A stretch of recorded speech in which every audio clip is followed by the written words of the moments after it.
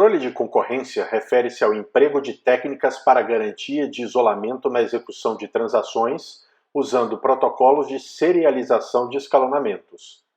Os protocolos baseados em bloqueio são tipicamente utilizados em SGBDs comerciais e aplicam regras para bloqueio e desbloqueio de itens de dados para garantir a execução de escalonamentos serializáveis. Uma variação eficiente dos protocolos baseados em bloqueio ajustam a granularidade dos itens manipulados pelas transações, aumentando a concorrência na execução e diminuindo a sobrecarga sobre o sistema de controle de concorrência. Protocolos baseados em rótulos de tempo, ou timestamp, ordenam as transações em escalonamentos, garantindo a execução de escalonamentos não seriais equivalentes por conflito a escalonamentos seriais. Protocolos multiversão e de validação armazenam múltiplas versões de itens de dados e geram muita sobrecarga sobre o sistema, sendo pouco utilizados na prática.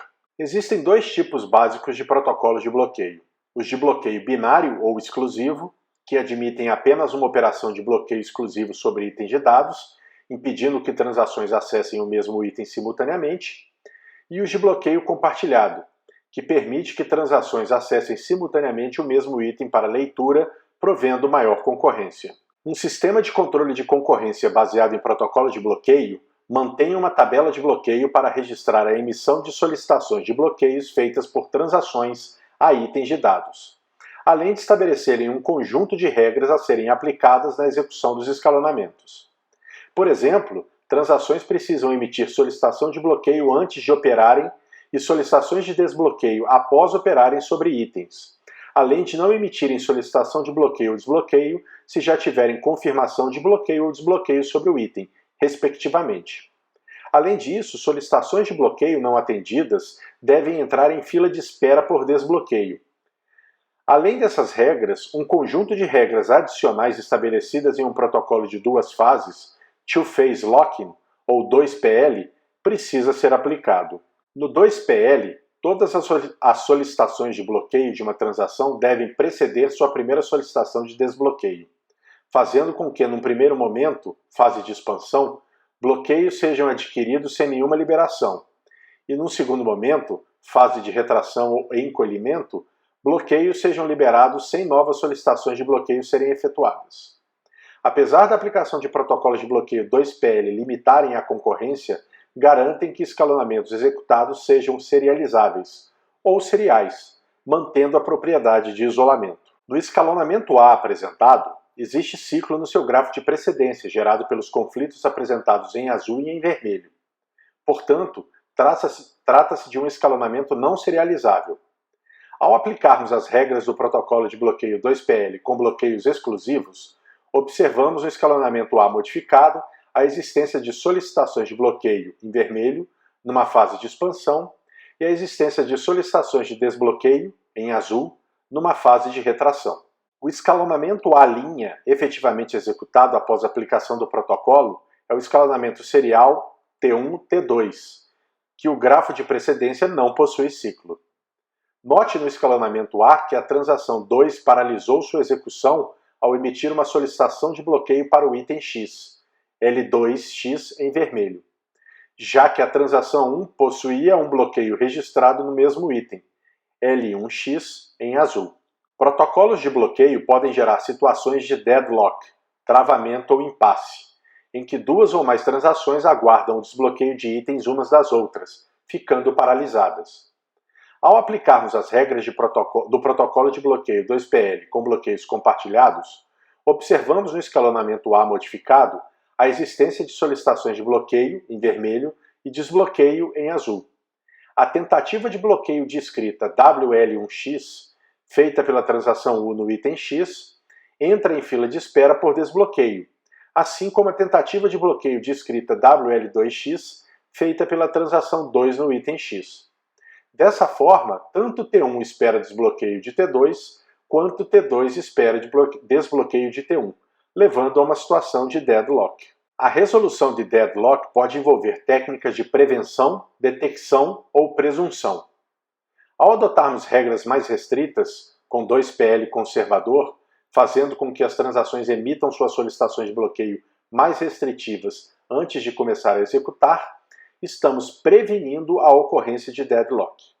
Observe no escalonamento A, com a aplicação de 2PL conservador, que a transação 1 emite solicitações de bloqueio de escrita WL1X e WL1Y em vermelho antes de iniciar sua execução, assim como a transação 2 emite a solicitação de bloqueio de escrita WL2X em vermelho antes de iniciar sua execução.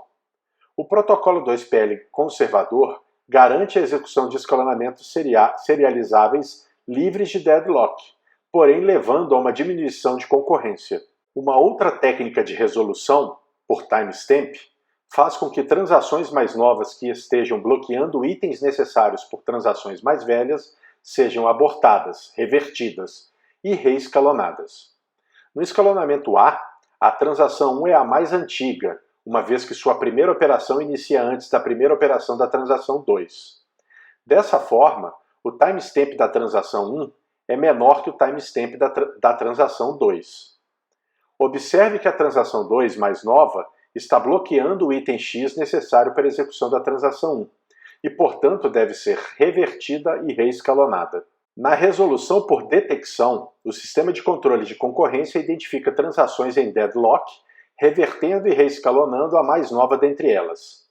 Uma das formas de se identificar transações em deadlock é construir um grafo de espera dinamicamente, à medida em que se processa o escalonamento, adicionando e removendo esperas por desbloqueios, como arestas direcionadas entre transações, representadas como nós, e verificar a existência de ciclos, que representam deadlocks entre transações.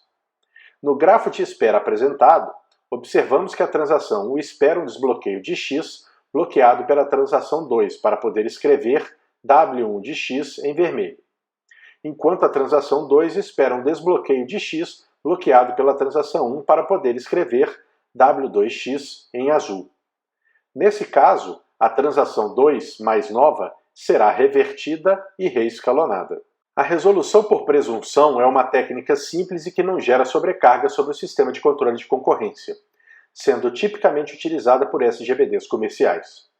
Consiste em presumir que uma transação está em deadlock se ela demorar muito tempo para executar, particularmente mais tempo que um tempo limite, timeout, pré-definido. Dessa forma, a transação com deadlock presumido reverte e é escalonada. Sucessivos reescalonamentos podem gerar uma situação de starvation, inanição ou espera indefinida, em que uma transação é constantemente revertida e reescalonada, podendo, em último caso, nunca ser executada. A solução para esse problema baseia-se na definição de prioridade para execução de transação proporcional ao seu tempo de execução, ou na manutenção de timestamp original da transação em caso de reescalonamento, fazendo com que ela entre no novo escalonamento como uma transação antiga e tenha sua chance de ser reescalonada diminuída. O protocolo de controle de concorrência baseado em timestamp baseia-se no princípio da equivalência por conflito entre escalonamentos seriais e não seriais, para impor uma regra que impeça que a ordem de acesso a um item em operações em conflito seja diferente da ordem de timestamp das transações. Por ser um protocolo não baseado em bloqueio, não gera deadlock, mas tipicamente leva à execução de escalonamentos com menor concorrência. Em síntese, a regra básica é que não pode haver conflito entre a operação corrente de uma transação mais antiga e alguma operação anterior de uma transação mais nova. No escalonamento A operação W1 de X em vermelho, da transação mais antiga 1, está em conflito com a operação R2 de X em azul, da transação mais nova 2. Sendo assim, a transação mais antiga 1 é revertida e reescalonada, e a transação 2 executa.